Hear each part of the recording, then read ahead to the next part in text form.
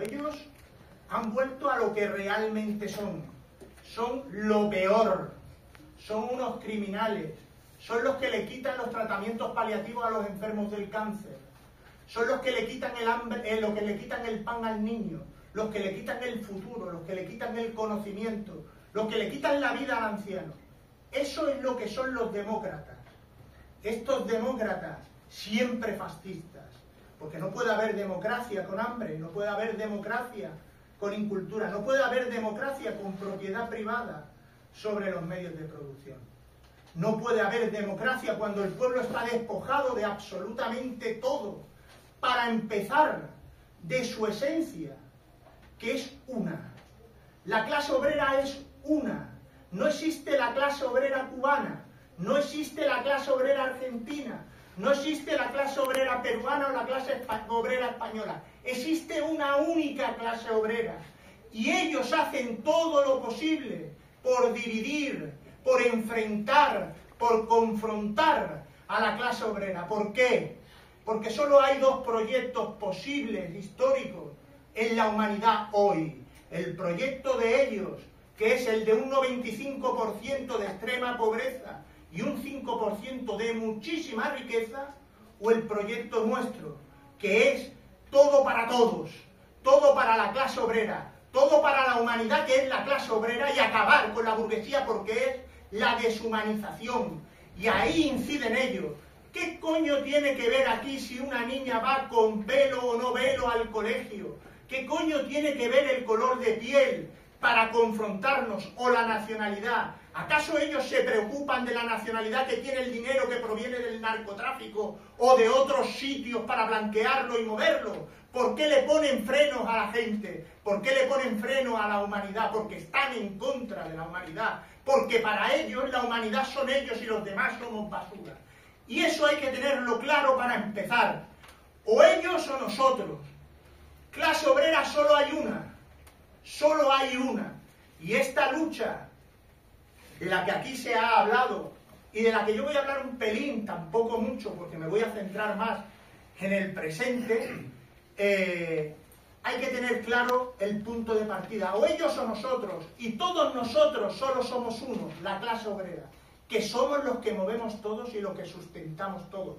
Y lo que además hemos hecho que el avance tecnológico esté donde está, más avanzado que nunca, más acelerado que nunca. Eso hay que tenerlo claro, porque aquí ha salido Fidel, ha salido Stalin, han salido otros camaradas, se han citado poemas de Cuba, pero hay que ir un poquito más al principio. Y yo voy a hablar un poquito antes del Estado español.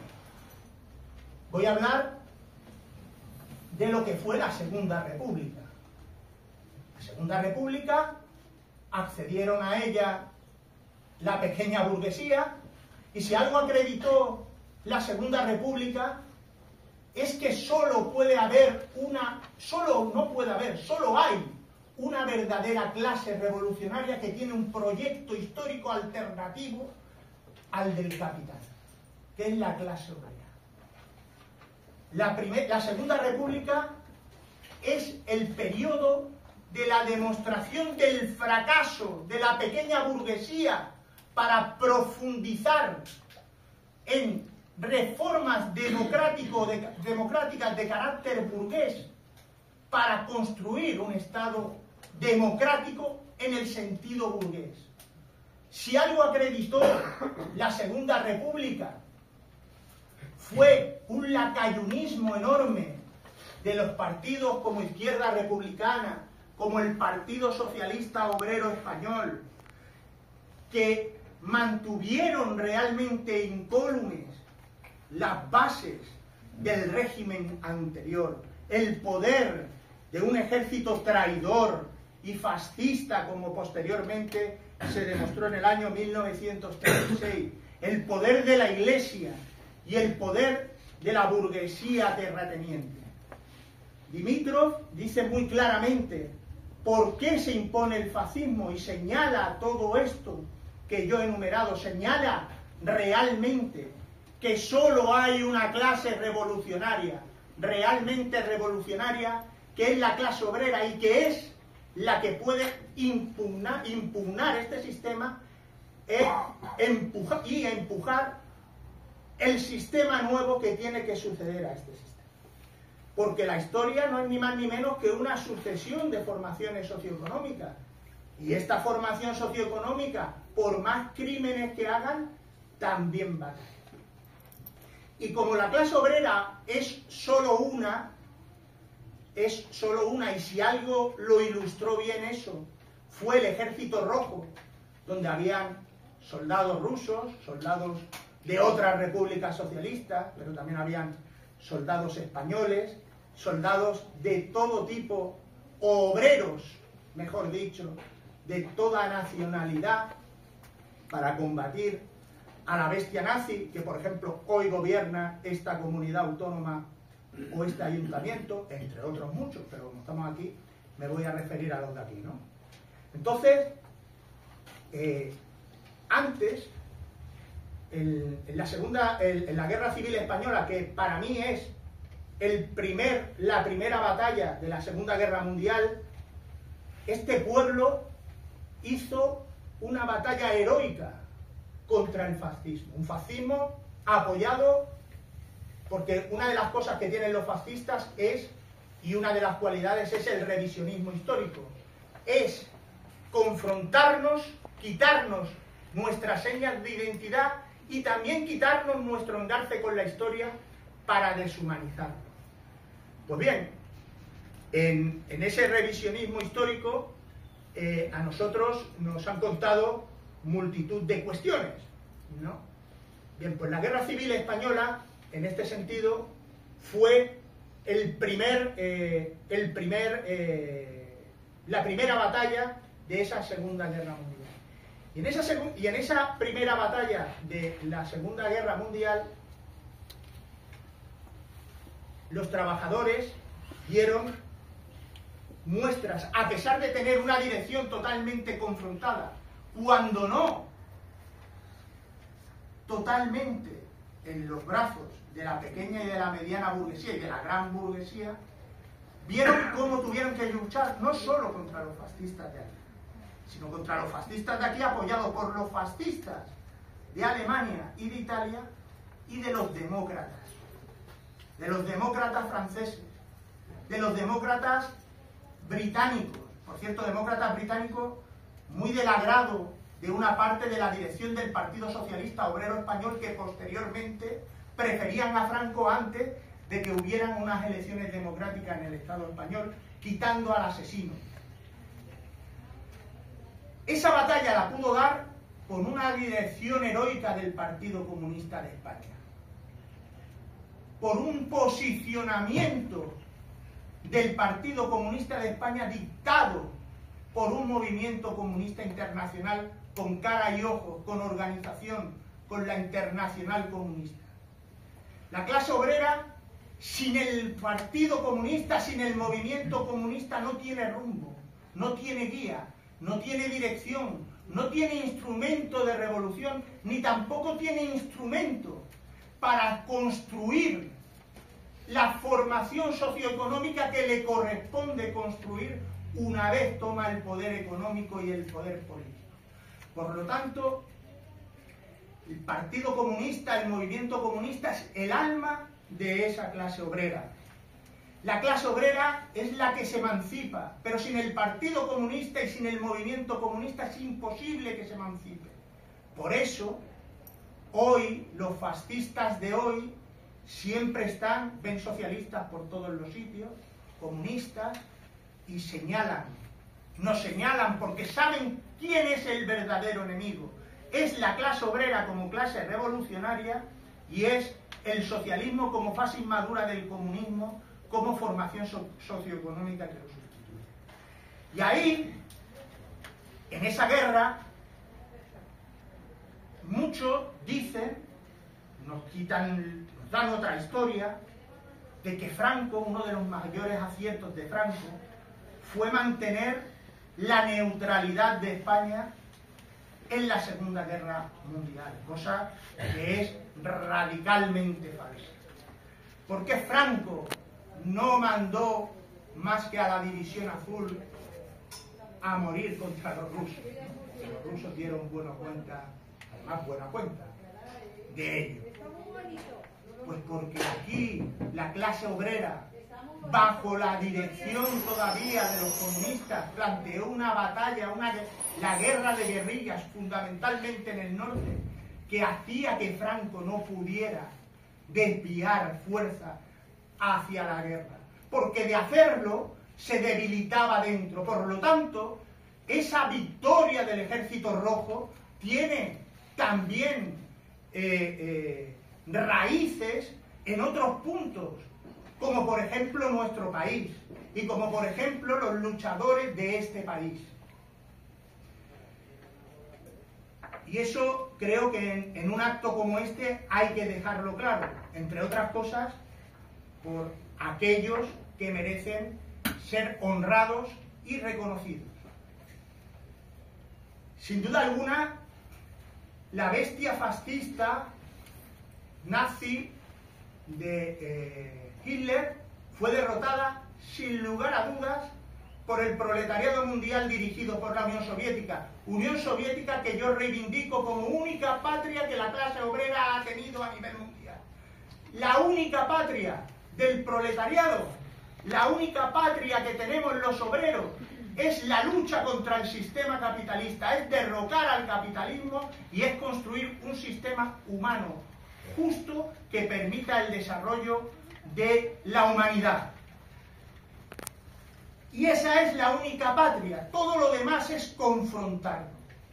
Y yo reivindico aquí que todo obrero de bien y toda persona que tenga un mínimo de humanismo y que tenga un mínimo de aprecio por la libertad real, no la mierda que nos venden esta gente, tiene que estar eternamente agradecido a la Unión Soviética y a la sangre derramada, no de 26 millones de soviéticos, sino de 26 millones de obreros que lucharon bajo las banderas del Ejército Rojo y que, por supuesto, eran de todas las nacionalidades, porque si otra cosa ha demostrado la Unión Soviética es la capacidad del socialismo para unir, para integrar a los diferentes pueblos en uno solo bajo el principio del internacionalismo proletario.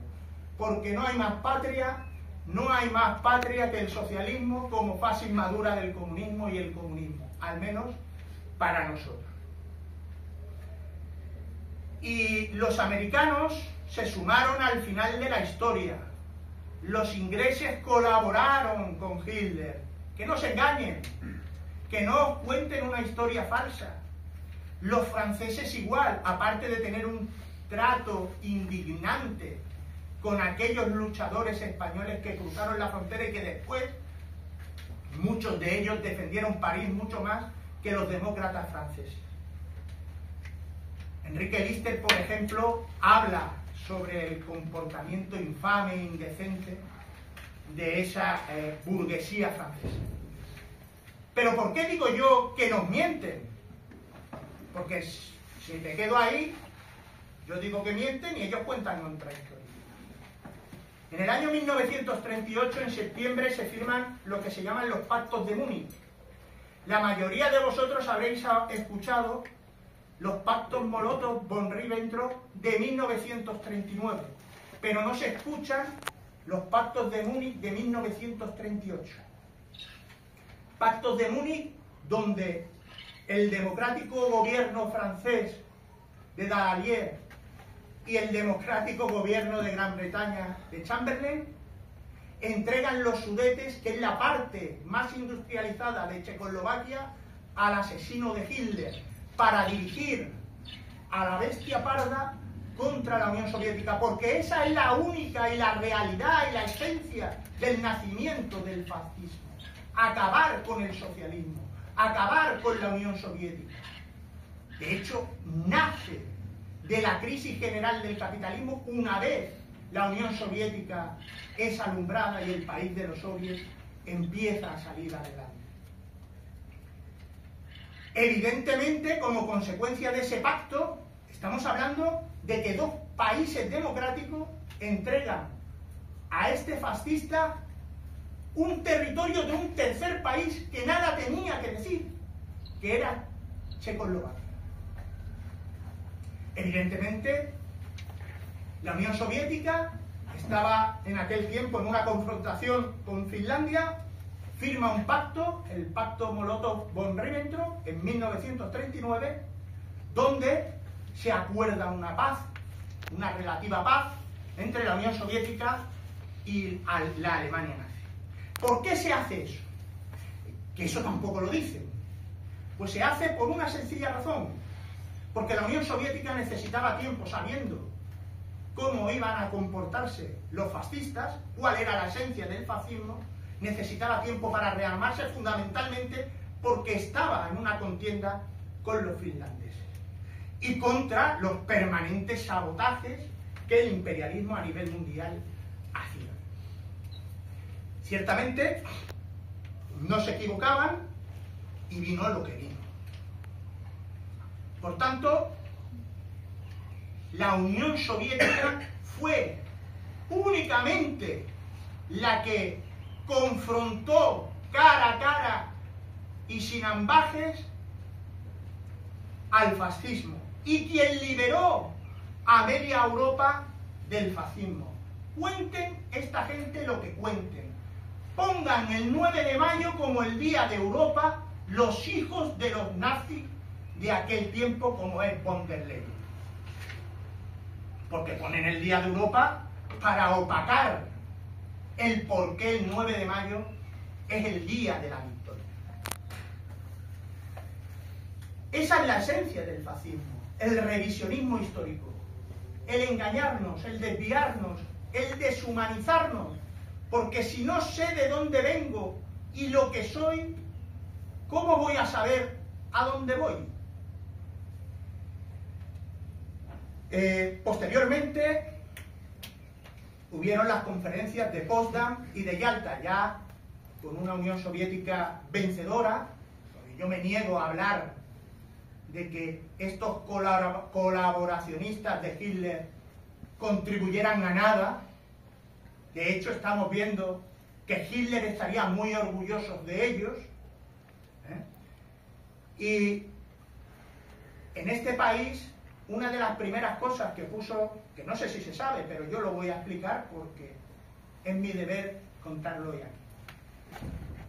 Stalin, una de las primeras cuestiones que planteó es que en el sur de Europa, España, fundamentalmente, también Portugal, pero fundamentalmente en España, había que sacar al asesino y había que convocar unas elecciones para que el pueblo español determinase cuál tenía que ser su forma de gobierno.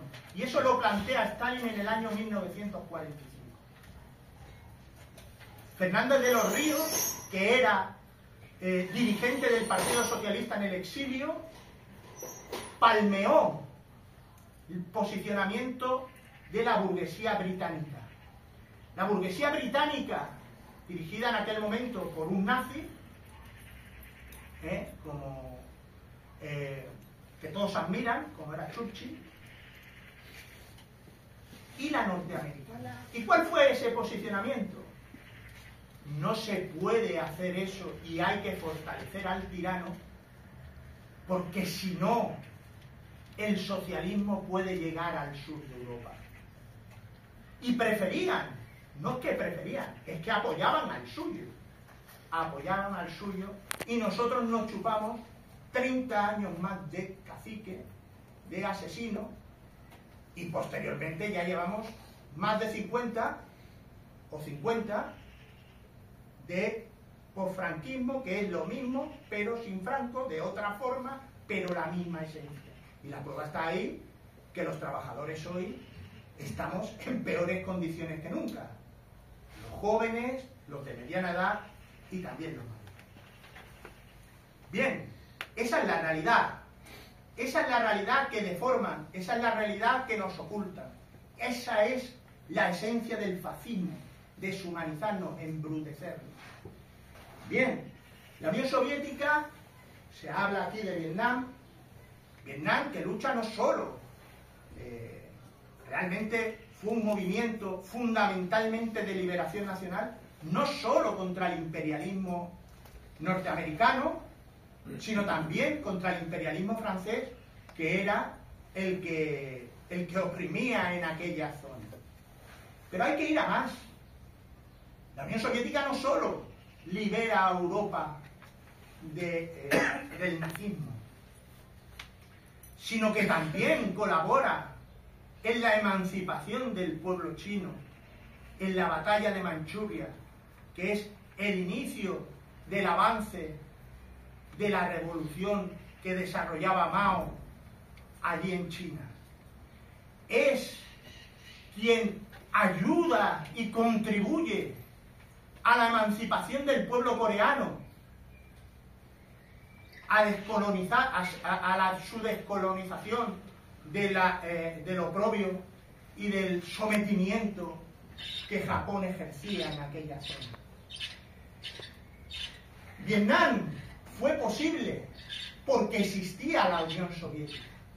Hoy no existe la Unión Soviética, y si en aquel tiempo no hubiera existido la Unión Soviética, Vietnam hubiera sido lo mismo que es hoy Palestina.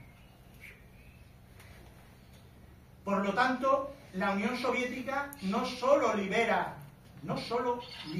a Europa, no solo contribuye a la emancipación de los pueblos del mundo. Esto estoy hablando solo de Asia, porque podemos hablar de Libia. No hubiera existido Gaddafi ni la revolución libia si no hubiera existido la Unión Soviética. No hubiera existido Nasser en Egipto sin que hubiera existido la Unión Soviética. No se hubiera derrocado el apartheid en Sudáfrica si no hubiera existido la Unión Soviética. No se hubieran emancipado países en África como el Congo o como Guinea-Bissau u otros sin la Unión Soviética.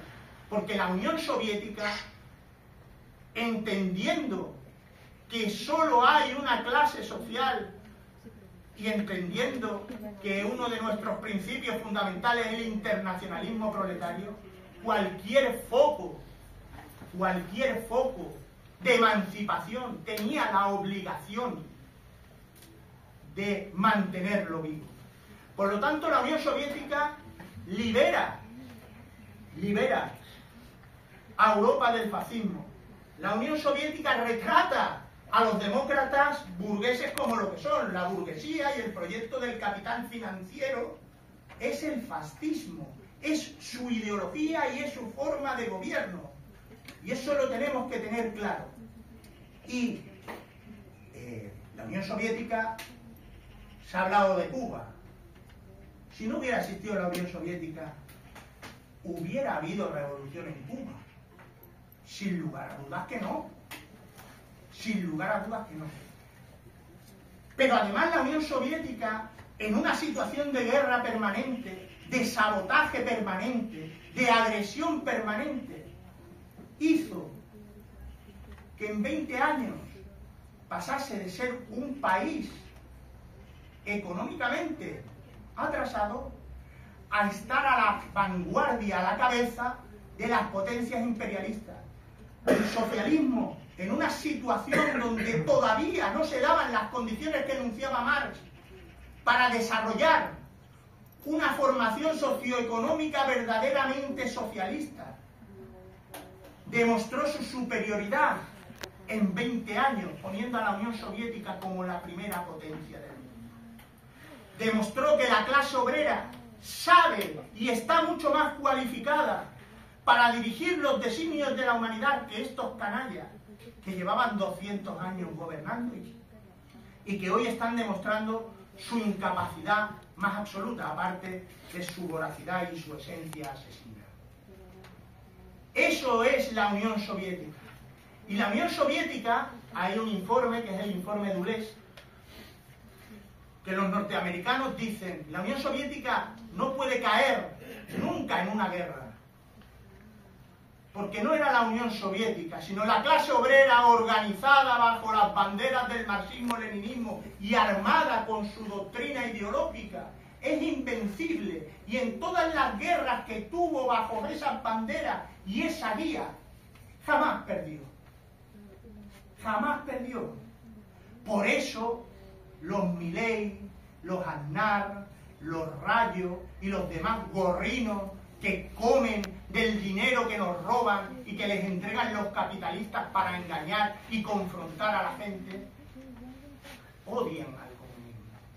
Dicen que estamos muertos, pero ellos saben que somos los que nos vamos a enterrar. Aquí ya no se está hablando de que el capitalismo va a ser perpetuo, como decía Fukuyama. No se está hablando de eso. Se está hablando de que o nos organizamos y dejamos de llorar y empezamos a pelear por nuestras puñeteras vidas, o hasta que eso ocurra será mucho más doloroso para la mayoría de nosotros. Ese es el debate. No que el capitalismo va a caer, el capitalismo cae porque no puede vivir, porque se está negando ya hoy. Entonces, hoy conmemoramos la victoria soviética, que es la victoria del proletariado mundial. Hoy conmemoramos la victoria del Vietnam, que es la victoria del proletariado mundial, dirigida en aquel momento por la patria del proletariado, y hasta que no construyamos otra, yo al menos así me siento hijo, que es la Unión Soviética. Y también hoy es un momento de reivindicar nuestra historia con orgullo, aparte de honrar a aquellos que entregaron su vida por construir un mundo más humano para los que hoy estamos. Y hay otra cosa, es momento de lucha. Decía el Che que si el presente es de lucha, el futuro es nuestro. Y tenemos que hacer que el presente sea de lucha. Yo vengo de Sevilla, donde las casas, los pisos son muy caros. Pero en Madrid, bueno, me dice una compañera que es ratonera y no le falta razón. Pero en Madrid, que serán también ratoneras, son mucho más caros.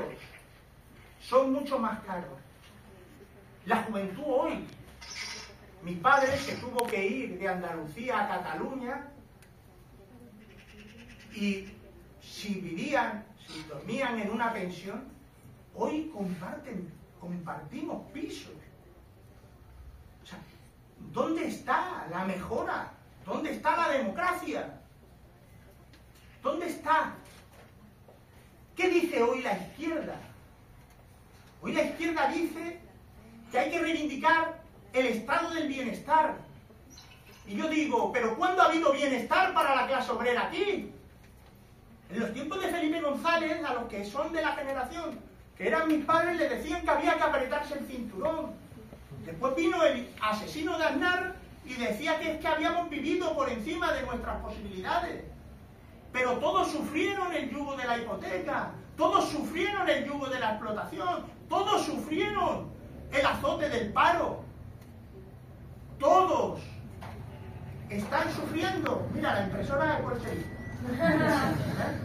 Todos están sufriendo. Todos están sufriendo una vejez con deficiencia. Porque la esencia de estos canallas lo han dejado claro. Es matar a todo aquel que les sobra. Yo perdí a toda mi familia con el COVID. En una semana. En una semana se fueron. No los trataron bien. Pero lo puedo entender. Incluso yo entiendo que no van a salvar a una persona con 75 años cuando hay un padre de familia con 40 años que tiene que tirar para adelante. Yo eso lo entiendo. Yo eso lo entiendo. Pero no hablo de eso. Hablo de que, al menos en Andalucía, la directriz era que se asfixiaran en sus casas. Parece ser que en Madrid también. Parece ser que en Madrid también. O al menos hay 7.000 y pico de muertos que dicen los familiares que las políticas de Ayuso lo han matado. Pero yo voy a otra cuestión que tenemos que leer. Los servicios de inteligencia norteamericanos dicen que el COVID lo metieron los chinos, perdón. Los chinos hablan de que la COVID la metieron los americanos.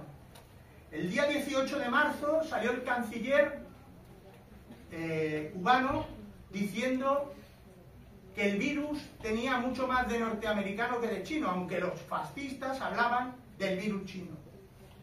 Lo que quiero decir es que hoy, si se busca en Google Bill Gates, te dice que o hay una guerra o vendrá otra pandemia. Yo digo, ¿y este tío cómo sabe que vendrá otra pandemia? ¿Y qué quiero decir con eso? Quiero decir que la política que están llevando ya en todos los países, incluido en España, es de exterminio contra la clase obrera. Y no nos vayamos al COVID, vámonos a Sevilla. Sevilla, los pensionistas, como normalmente se ha trabajado en el campo, en trabajo de baja cualificación, no suelen ser pensiones muy altas. Evidentemente, en estos años, el precio de la luz ha subido mucho más que el precio de el poder adquisitivo de las pensiones, que ha retrocedido. La luz ha subido. En Sevilla empieza el verano, por norma general, este año no, pero por norma general, a partir del mes de marzo. En los barrios obreros se está yendo la luz. ¿Pero por qué? Porque hay que decidir. El presidente de BlackRock, en el informe que hace a los accionistas de BlackRock, para el que no lo sepa, es el fondo buitre por excelencia norteamericano, un tal Larry Fink, escribió en marzo: tenemos que determinar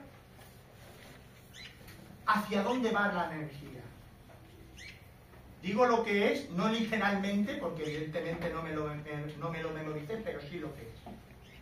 Entonces, tenemos que determinar con la producción de energía eléctrica qué se satisface. Todos los barrios de una ciudad, los centros de datos, la inteligencia artificial. La inteligencia artificial, aparte, y los centros de datos, aparte de generar, de necesitar mucha electricidad, necesita también, entre otras cuestiones, agua para enfriar el calor que genera ese procesamiento. A ellos lo están diciendo. Entre los barrios obreros y ellos, ¿quién no tiene que tener luz son los barrios obreros? Pero es que los barrios obreros, y en Sevilla yo sé de casos de personas que han pedido al Virgen Macarena, que por cierto, en el verano cierran las camas, quitan camas, de que los ingresen porque si se les va la luz, lo mismo no pueden cargar el respirador. Y pasó que en un barrio de Sevilla murió una persona por la falta de luz. Aparte de, por supuesto, aquí en Madrid también hace calor, pero en Sevilla hace mucho más calor. De estar sin aire acondicionado, que en Sevilla es una cuestión de vida o muerte, porque en Sevilla a las 4 de la tarde se muere todo Dios. Esas personas además hoy piden una cita al médico porque tienen que ir, y si no vas allí al mostrador a cagarte en la madre que los parió, te la dan para 15, 17, 20 días. Si tú al anciano le quitas el poder adquisitivo, le encareces la vida y le recortas en sanidad y le haces copagar los medicamentos, están matando al anciano.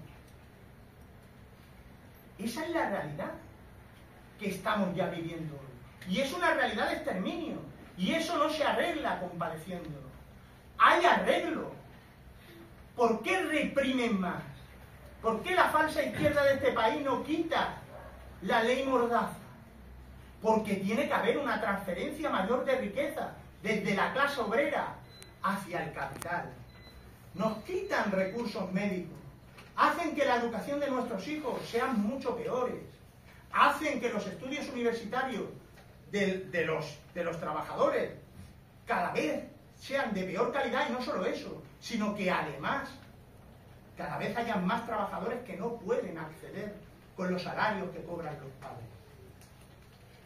Entonces, Nosotros tenemos que cambiar esta realidad en la que estamos inmersos. Y eso, la única manera de arreglarlo es con organización.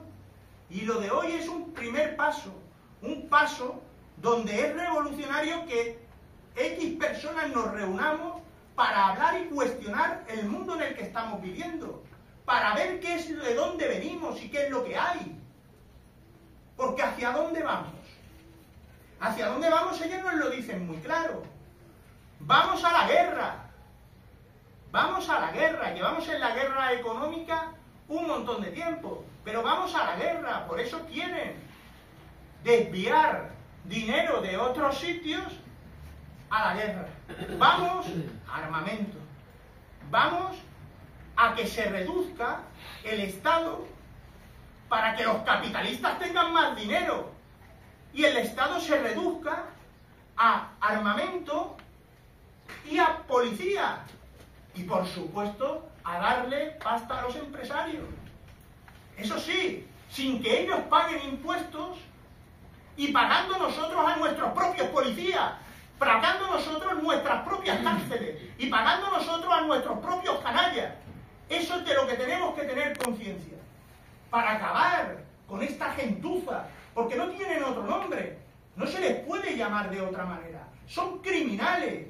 El alcalde de aquí es un criminal, la presidenta de la comunidad de aquí es una criminal que alegremente habla de lo que pasa en Palestina con un desprecio enorme a decenas de miles de vidas humanas, de niños que están asesinando, defendiendo a canallas y haciéndonos a los demás decir a quién tenemos que condenar o no. Yo la única que condeno es a ella y a los que son como ellos. Y a todo aquel que se rebele contra ellos, lo único que les puedo manifestar es mi admiración y alinearme con ellos. Porque son unos canallas que lo que van buscando son nuestras vidas. Y hay que organizarse para terminar con ellos. Por lo tanto, hoy conmemoramos una historia que nos dice que hay, no sé quién lo ha dicho antes, de que a las cosas hay que volver a su principio. Y hay que volver a donde hay que volver. Los obreros soviéticos que se levantaron sabían seguramente de leer, de escribir y de, como decía mi abuelo, y de cuenta, muchísimo menos que nosotros. Pero sabían mucho más de la vida, porque sabían cuál era su enemigo. Y sabían que ellos tenían un papel que jugar en la historia, de constructores de un nuevo mundo. Ese nuevo mundo hoy es más necesario que nunca. Pero no solo es más necesario porque yo lo diga, porque soy comunista. Hoy es necesario porque el viejo régimen no se sostiene y solo se puede sostener asesinando, matando y quitándonos el futuro. ¿Y por qué digo esto? Pues muy simple. Ayer creo que dijo el Piojo Rubio que decía antes el camarada Felipe que a los productos europeos les iba a meter un 50% de aranceles. Todo esto de los aranceles no es ni más ni menos que la consecuencia de la bancarrota de los Estados Unidos, de su inviabilidad económica. Fijaos bien que cuando más inviable es un país capitalista, más droga hay en su sociedad, más funciona el narcotráfico, más aíslan al ser humano. Y por lo tanto, decía Aristóteles que el ser humano es zoon politikon, más lo desnaturaliza, lo convierte en un asno, en un mono. Con el respeto a los animales, ¿no? Pero los deshumaniza. Entonces, hoy el capital, que lo tiene todo, que no tiene enemigo, acabó la Unión Soviética, ¿eh? Hoy el capital se demuestra lo que decía Carlos Marx, que con el desarrollo del capitalismo baja la ganancia. Pero baja la ganancia, la tasa de ganancia, pero también se demuestra otra cosa, que eran las dos condiciones que enunciaba Marx para que una formación socioeconómica caiga. La primera es que la vieja formación socioeconómica genere producción para mantener ese cambio y mantener a la humanidad hoy, con los niveles de producción y con el desarrollo de la automatización de la producción, de los procesos productivos y de la robotización, se garantiza eso. Pero también decía Marx una segunda condición, y la segunda condición que enunciaba Marx es que en la vieja formación socioeconómica pelean dos sistemas, el nuevo y el viejo. Hoy está peleando ya el nuevo, porque la robotización niega al capitalismo, pero desarrolla su negado, que es el socialismo. ¿Por qué? Porque con la robotización se aparta al ser humano del proceso de producción, o se pretende apartar, o se minimiza la participación del ser humano. Con eso, la composición orgánica del capital se desarmoniza, se acrecienta el capital constante, que es la parte invertida en maquinaria, pero se minimiza el capital variable, que es la parte del dinero, o del capital, mejor dicho, que invierte el capitalista en mano de obra para obtener plusvalía. Si yo bajo abajo, es decir, si yo minimizo el capital variable, lastro la obtención de plusvalía y por tanto se niega el propio sistema capitalista. Por eso digo que el capitalismo está muerto, porque no se sostiene, porque objetivamente el proceso revolucionario ya está lanzado desde una perspectiva económica, de la base económica. Entonces, de eso tenemos que tomar conciencia nosotros. Solo nos queda lamentarnos y esperar que nos maten de la forma más oprobiosa e indigna, o luchar por construir un mundo a imagen y semejanza de lo que nosotros somos. Es todo. Por lo tanto, de aquí lo que hay que salir es con energía, con fuerza, con conciencia de que el único enemigo que tienen estos canallas es el proletariado. Porque saben que el proletariado es el único que puede construir un mundo diferente y que es la clase social el constructor del nuevo mundo. Un nuevo mundo en el que, sí, y hay que decirlo abiertamente, la burguesía sobra, porque la burguesía parasitaria lo que hace es objetivamente impedir el desarrollo humano. Y la humanidad existe para avanzar, para dar pasos hacia adelante, y evidentemente no para perecer por los bolsillos de cuatro mangantes. Así que no tenemos otra salida que organizarnos. No hay otra ideología para la clase obrera que no sea el marxismo-leninismo, y no hay otra alternativa organizativa para la clase obrera que no sea el partido que abraza los principios, la ideología y la ciencia del marxismo-leninismo. Hay que fortalecer el movimiento comunista, hay que fortalecer la unidad comunista, hay que fortalecer el alma de la clase obrera, hay que arrancar uno a todos aquellos que son rehenes de este sistema canalla para arrancarlos a su camino, a la construcción de un mundo donde se puedan desarrollar los obreros, las obreras, donde se pueda desarrollar todo ser humano. Y por eso somos nosotros los verdaderos enemigos de ellos y a los que ellos nos atacan a pesar de que dicen que estamos muertos. Por lo tanto, hay que enarbolar, hay que levantar bien en alto la bandera del marxismo-leninismo y hay que salir a la calle a confrontar a todos aquellos que quieren dividir a lo que yo decía anteriormente, el constructor del nuevo mundo, lo que es único, lo que no tiene más nación que el avance, que es la clase obrera, que es el proletariado. Por eso hay que combatir fundamentalmente al fascismo, y eso no se combate votando, sino peleando en la calle y arrancando a gente para la causa de la revolución proletaria. Yo ya termino aquí. No es momento de llorar o de pensar de que no hay nada que hacer. Está todo por hacer, pero solo se puede hacer con el camino que la clase obrera ya nos ha dicho que es el camino. Lo demostraron en el año 1917, lo demostraron durante el siglo XX. El socialismo ha demostrado no solo su superioridad como económica, social, sino también en el campo de batalla contra el imperialismo. Y también nos ha demostrado que cuando se olvida del comunismo, cuando se tira, se dice que el marxismo no es lo moderno, y con argumentos sucios, se habla de lo nuevo, de lo viejo y de lo... Cuando se arrastra al marxismo, los obreros estamos solos e indefensos. Por lo tanto, la única salida es la que Lenin nos decía, la que Marx nos decía, la que Engels nos decía, y la única salida es acabar con el imperialismo y construir el socialismo. Así que fuerza y lucha adelante, camaradas.